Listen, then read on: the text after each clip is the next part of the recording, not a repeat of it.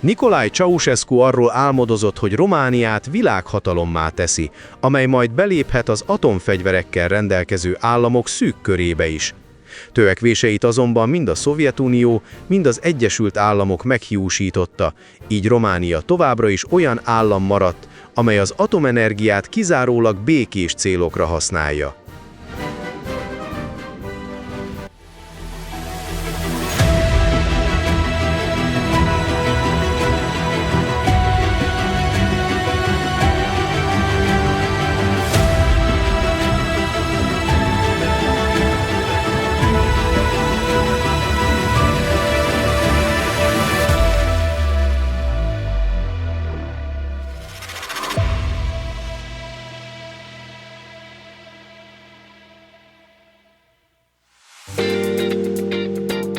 A kommunisták hatalomra kerülésével Románia a kényszerített iparosítás korszakába lépett, és a bővülő gazdaság egyre növekvő energiafelhasználással járt. Az országban egyre több víz- és hőerőmű épült, azonban ezek működésbe állítása után is tisztán látszott, hogy ezek az erőművek nem tudnak elegendő energiát termelni az egyre növekvő ipar számára. A 60-as években kimutatások jelentek meg, hogy az energiadeficit a 70-es évek elejére eléri az 5%-ot, de 1975-re már akár 15% is lehet. 1956-ban a Moszkva mellett található Dubna városában Magyarország, Románia, illetve 8 további szocialista állam közreműködésével megalapítják az Egyesített Atomkutató Intézetet.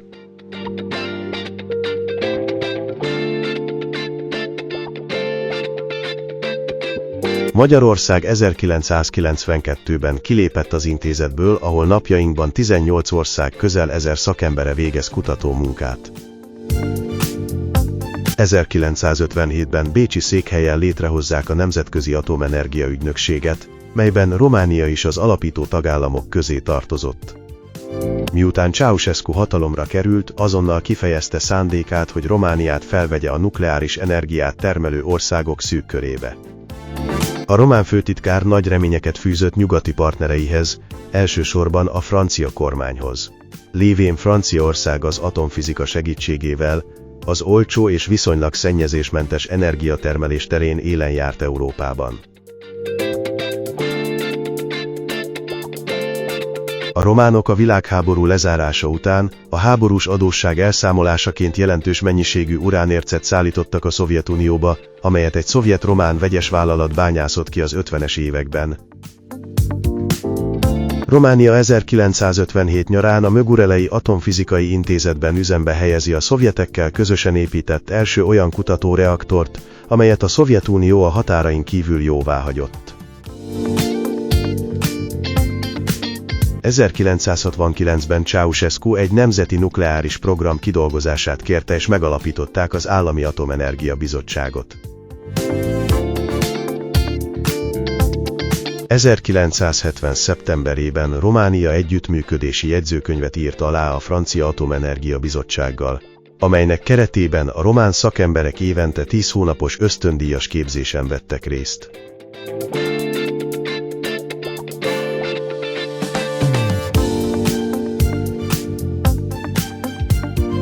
A szakértők 10 lehetséges atomerőmű telephelyet mutattak be Ceausescunak.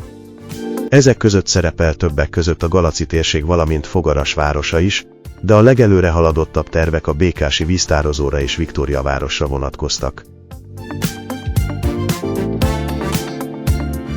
A geológiai és környezeti elemzések eredményeként végül úgy döntöttek, hogy az első erőműveket az Olt folyón és Dobrudzsában, a Duna mellett építik meg. 1970. május 26-án Moszkvában aláírtak egy megállapodást egy 440 megawatt teljesítményű erőmű építéséről. A román fél azonban már a műszaki terv kidolgozásának szakaszában új kifogásokat emelt. A román szakértők ugyanis elégedetlenek voltak a szovjet megoldásokkal a környezet és a lakosság védelmének tekintetében. Az 1977-es földrengés után Románia olyan tervet kért a Szovjetuniótól, amelyben biztosítják, hogy az erőmű egy nagyobb erejű földrengésnek is ellenáll. A szovjet fél nem tudott erre garanciát vállalni, így Románia egy kanadai céggel kezdett tárgyalásokat. Ceausescu minden szempontból függetlenségre törekedett a Szovjetunióval szemben, ezért a román kormány végleg feladta a szovjet típusú, dúsított uránnal és normál vízzel működő erőmű építésének gondolatát. Az orosz technológia elfogadása esetén a Szovjetunió szállította volna a nukleáris üzemanyagot, ahogyan az Bulgáriában, Magyarországon és Csehszlovákiában is történt, ahol a szovjet technológiát alkalmazták. A természetes uránt és nehézvizet használó kanadai technológiára való áttérés stratégiai megfontolásokból is előnyösebb volt, mivel Románia rendelkezett természetes uránkészletekkel. 1968-ban egy román kutatócsoport utazott az Egyesült Államokba, hogy meggyőzzék az Amerikai Atomenergia Bizottságot a kanadai nukleáris technológia átadásáról, amelyet az Egyesült Államok 2 évvel később el is fogadott. A nukleáris projekt elindítására $1 milliárd hitelt vett fel a román kormány, 6,5%-os kamattal 15 év futamidőre, illetve további $700 millió a kanadai cég által szállított komponensek kifizetésére. A projekt 1978-ban indult, az erőművet a kanadai cég tervezte, és az eredeti terv szerint 1985-től kezdődően 5 reaktort építettek volna Csernávodö település mellett.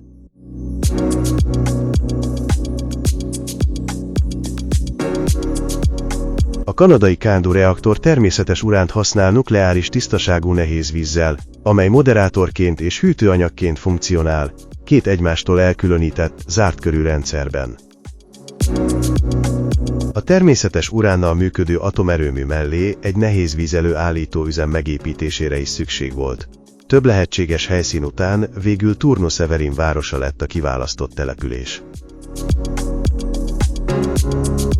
Az üzem építésekor a becsült költségeket jóval túllépték, és az első adag nehézvizet csak 1988. júliusában sikerült előállítani.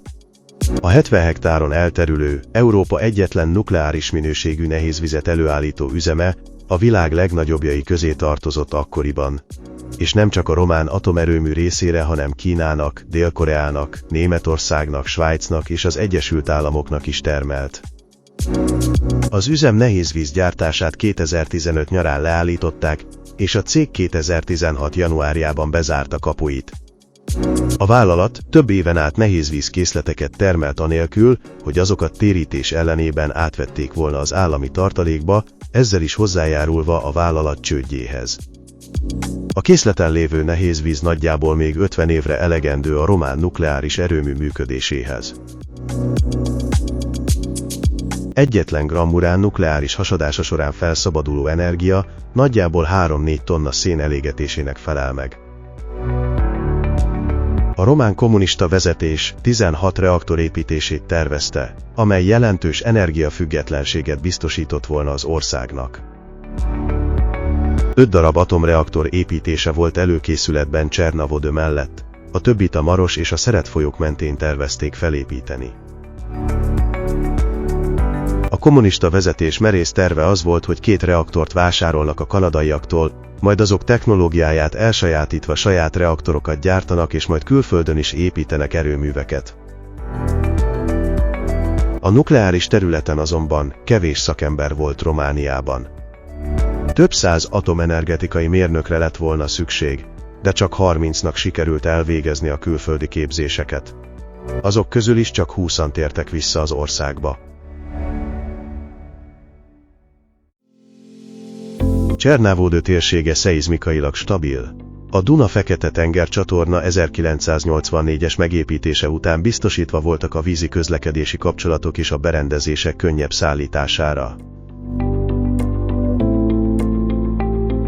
A reaktor 260 tonnát, az áramfejlesztő pedig további 360 tonnát nyomott, ezért a szállításuk komoly előkészületeket és szervezést igényelt. A kanadai Candu reaktorok felépítésével Románia az egyetlen szocialista állam volt, amely egy biztonságosabb és fejlettebb technológiát alkalmazott, mint a szovjet atomreaktorokat használó országok. 1955-ben Románia és a Szovjetunió megállapodást írt alá az atomenergia békés célú felhasználásának elősegítéséről, Ennek ellenére 1985. decemberében Ceausescu engedélyezte a titkos nukleáris kísérleteket a Pest melletti kutatóközpontban. Annak érdekében, hogy már a kezdetektől megakadályozzák az egyes államok nukleáris törekvéseit, a rivalizáló nagyhatalmak közösen létrehoztak egy megnövelt hatáskörrel rendelkező szervezetet. Ennek a szervezetnek az volt a célja, hogy koordinálja a tagállamok nukleáris politikáját és megakadályozza az urán dúsítására és a plutónium újrafeldolgozására szolgáló berendezések átadását. A koordinációs folyamat azonban több évig tartott, és ez alatt bizonyos esetekben külön jártak el, így a románoknak sikerült meggyőznie az Egyesült Államokat, hogy kutatóreaktort küldjön nekik. Így Románia 1980-ban egy amerikai gyártmányú Triga kísérleti reaktort is üzembe helyezett a Pest közeli Miovenyben. A Központi Bizottság archívumában található dokumentumok szerint Ceausescu támogatta a nukleáris fegyverek elterjedésének megakadályozását és az atomenergia békés célokra való felhasználását. Dokumentumok bizonyítják azt is, hogy a főtitkár elutasította a pakisztáni miniszterelnök által benyújtott, katonai célú nukleáris együttműködésre irányuló javaslatot. A Kárpátok géniusza esetében azonban semmi nem fekete vagy fehér, hiszen amint a rendszerváltás után kiderült, 1986-ban a román kormány 14 tonna nehézvizet vásárolt Norvégiától, amelyet aztán Indiába irányított át a nukleáris fegyverek gyártásához. A mögurelei szovjet gyártmányú reaktor dúsított uránnal működött, amelyből a román kutatóknak 26 kg plutóniumot sikerült létrehozni. Egy atombomba előállításához körülbelül 4 kg plutóniumra van szükség, így Romániának nagyjából 6 darab bomba előállításához elegendő mennyiség állt a rendelkezésére. 1992-ben a Mioveni Nukleáris Kutatóintézetben is találtak plutóniumot. Bizonyítékul arra, hogy a titkos kísérletek mellett ezzel is megsértették a nukleáris fegyverek elterjedésének megakadályozásáról szóló szerződést. Nicolae Ceausescu 1988. augusztusában a Grósz Károly magyar elnökkel való találkozón büszkén emelte ki Románia nukleáris képességeit.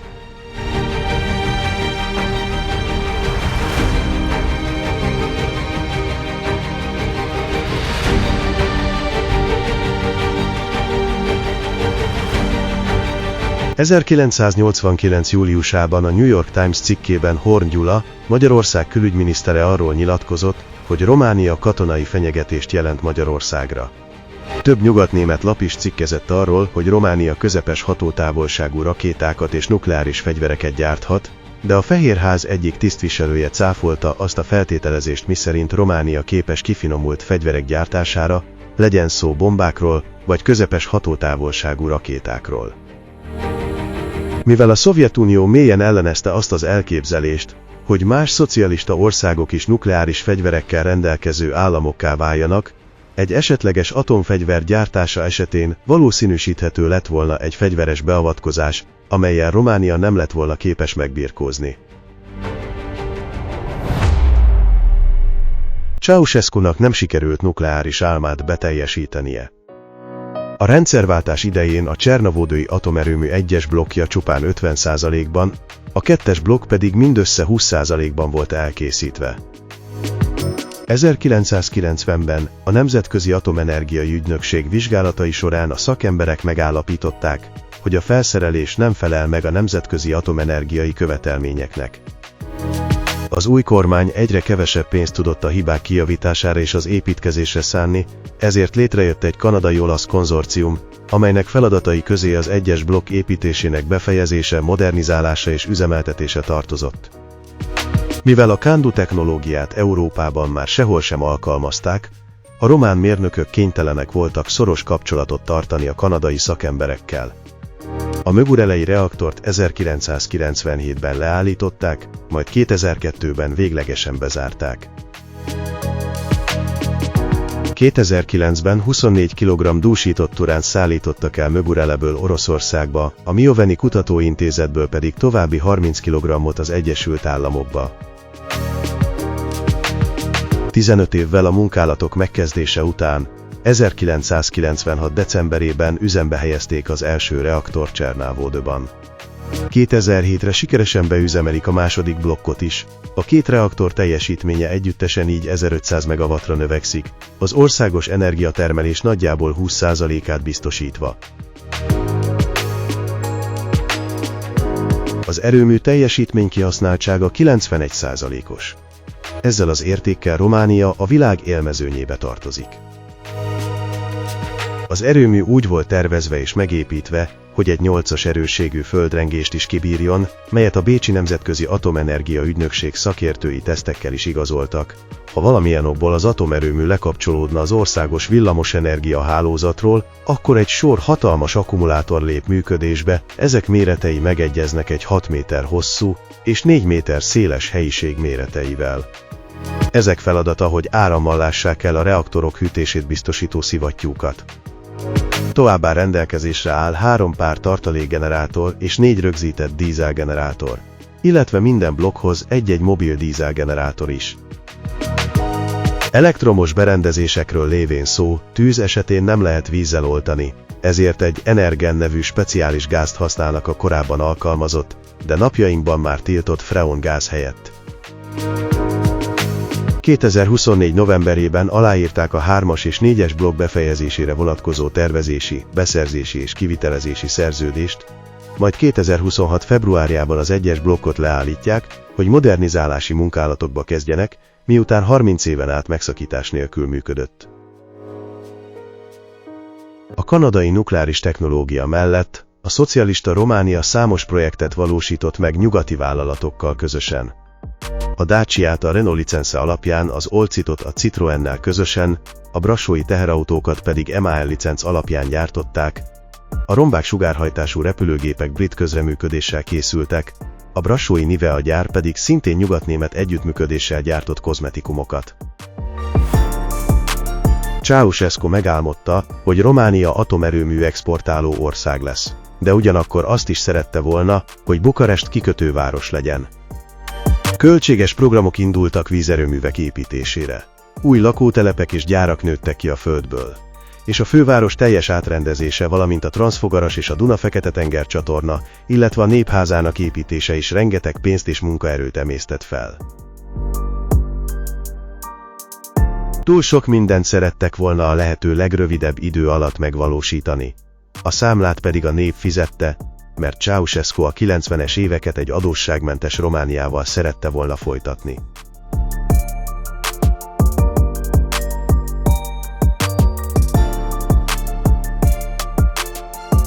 Az atomkorszakba belépő Románia, ha atomfegyvert nem is, de nyugati technológiával működő atomerőművet épített, és ezt a szovjet felügyelet alatt álló európai országok egyike sem mondhatta el magáról.